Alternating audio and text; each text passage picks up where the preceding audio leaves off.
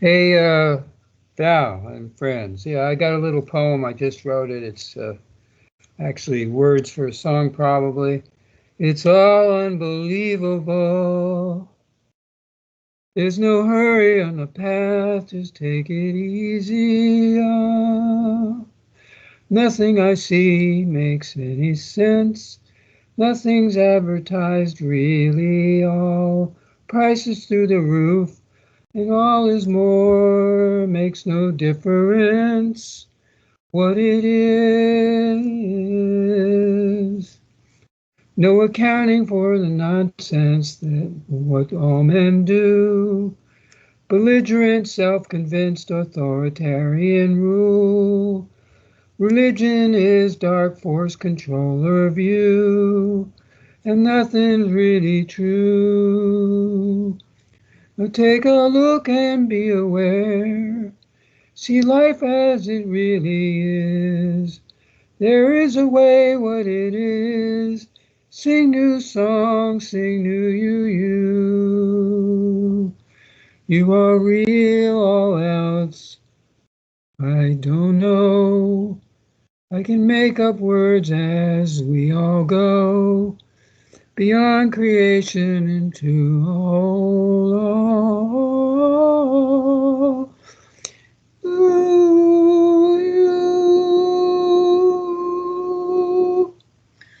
And so it is, huh? Yeah, I'll give you the rhythm and rhyme too, but look out, you know. It's all unbelievable. You know, it's all unbelievable.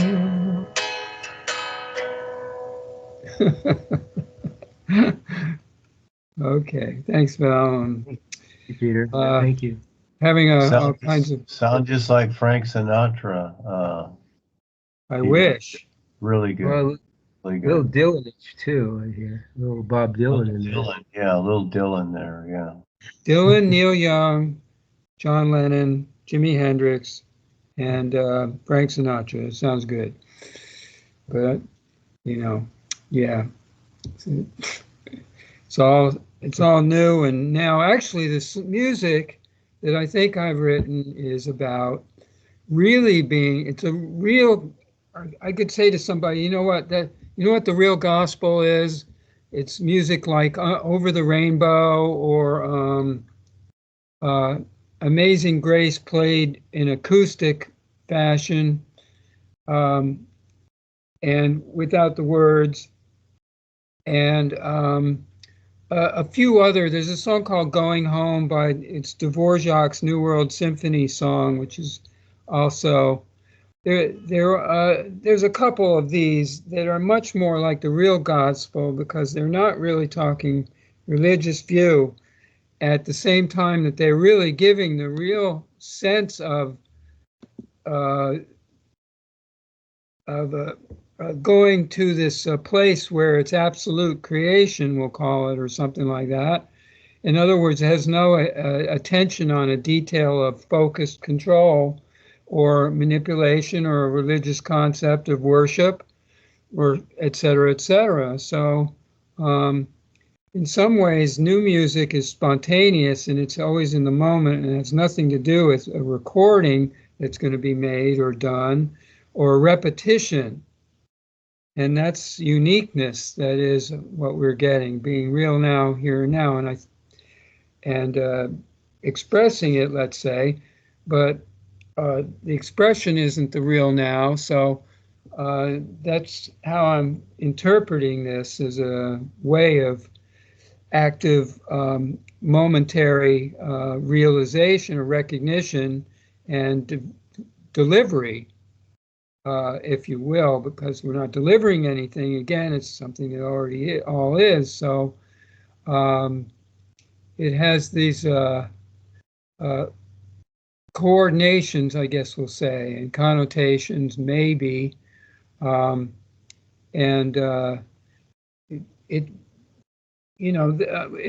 a reason for doing it is to express that being isness in the moment and sharing that. And and showing others, us, all, because it would be like, oh, I'm not going to go into the Christians and this is just for the Christians, and I'm not going to go to the Muslims and say this is just for them, and I'm not going to go to the new UU people and say, hey, this is for you guys, or us, or whoever else is new UU who's not with this group, if you know what I mean. I mean, it's like that.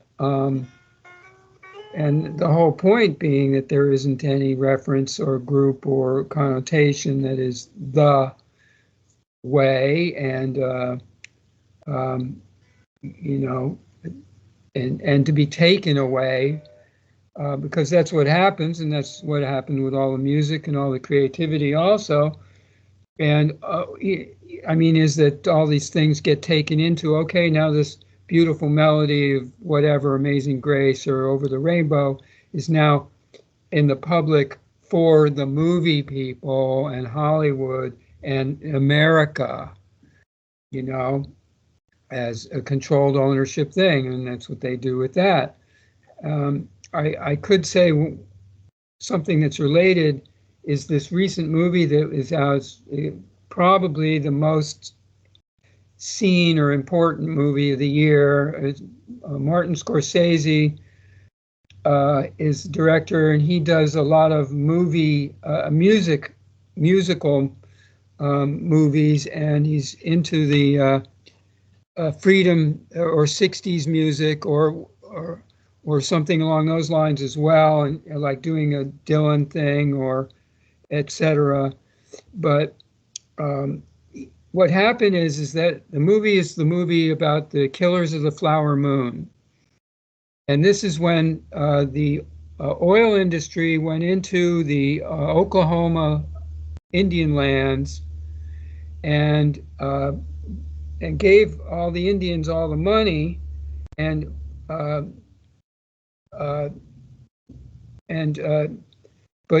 were controlling the industry and the sales of the oil field riches.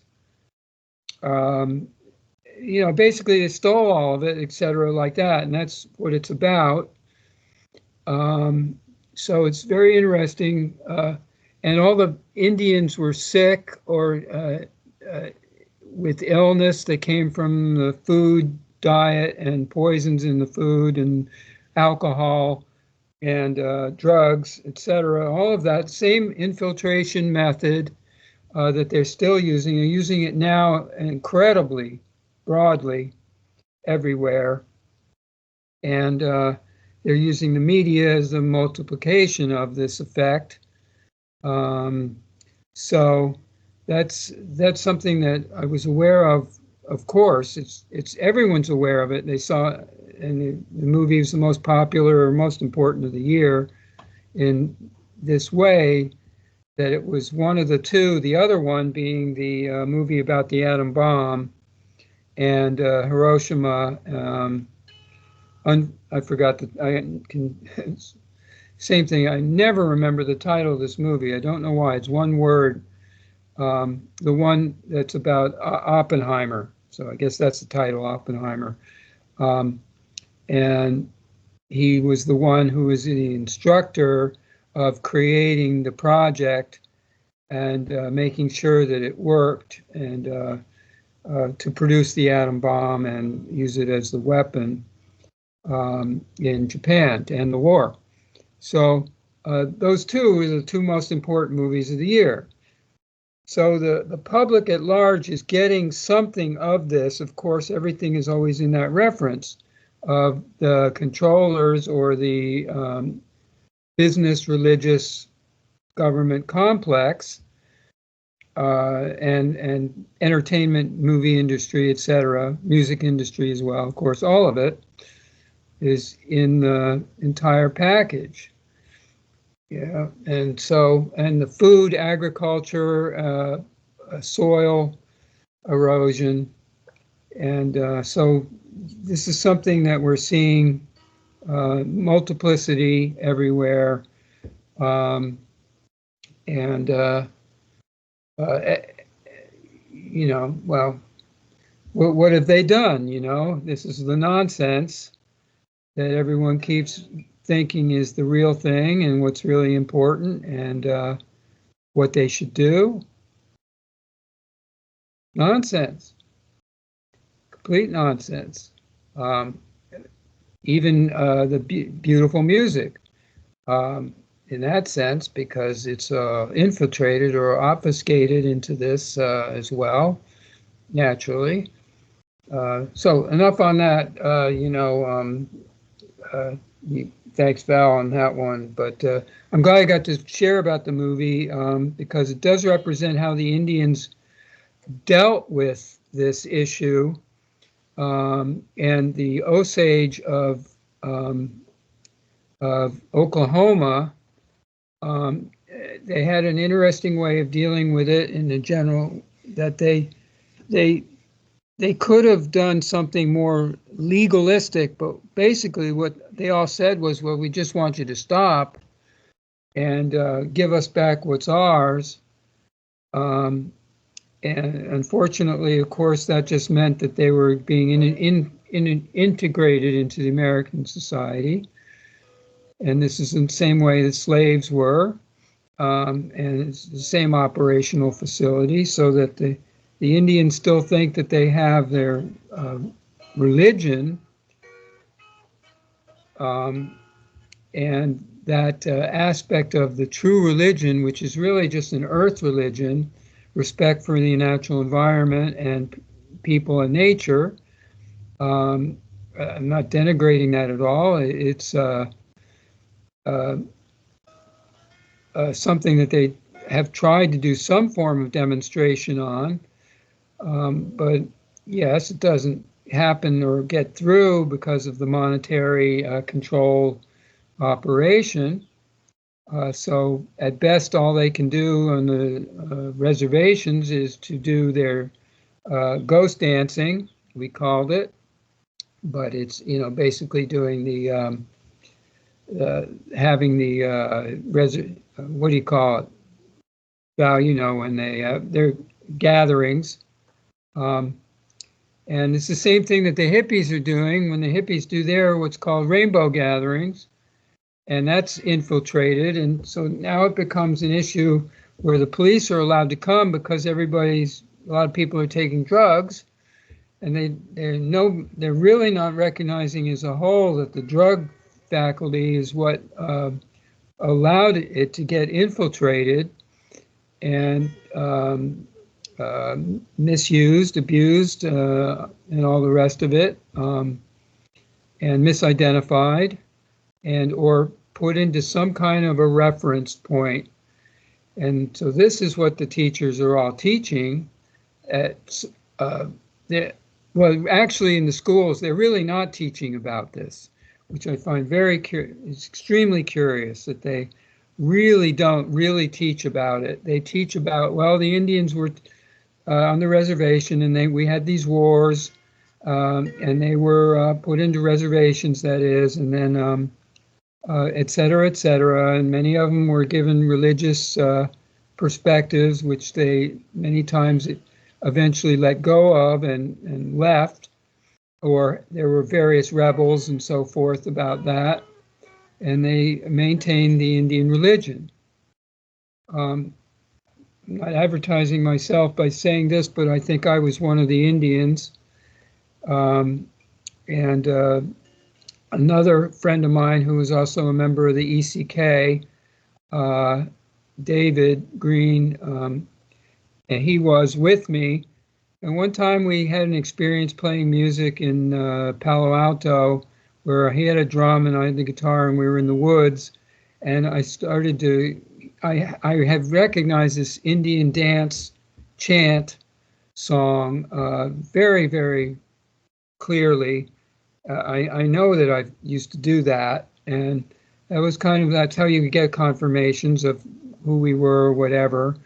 And so I know that I was a person that was one of these Indians who was recognized by the book that was about him, and he helped save the old religion in that sense, because it was documented, and then as at the time that the Indian died, which is in the 40s, and that was what led to this current lifetime for myself. And it's all bridge work, you know, like that. So we want to use the bridge work, maybe, which is teaching, education, etc. But in the way maybe that I just shared it, is that I wasn't saying this to teach about the Indian history. We were saying it to teach about, or to share about, the real history, I'll call it ISTORY. And just to finish up, when DUANE was doing his poetry, which was spontaneous, I'm going, isn't that, you know, there it is. He's listening, or whatever it is, it's the same thing in that sense, clearly, because I, you know, was here writing this poem at the same time. And, you know, I know that these things come through like that. It's the automatic, it's not automatic projection, or what do they call it when Christians are doing that, automatic interpretation. I forgot the term they have for that. But it's not an automatic interpretation. Nonetheless, you know, it's yeah, it's coming spontaneous, or it's that demonstration. That's what it is. And all right, cool. Well, I got something out today, Val. Thank you again.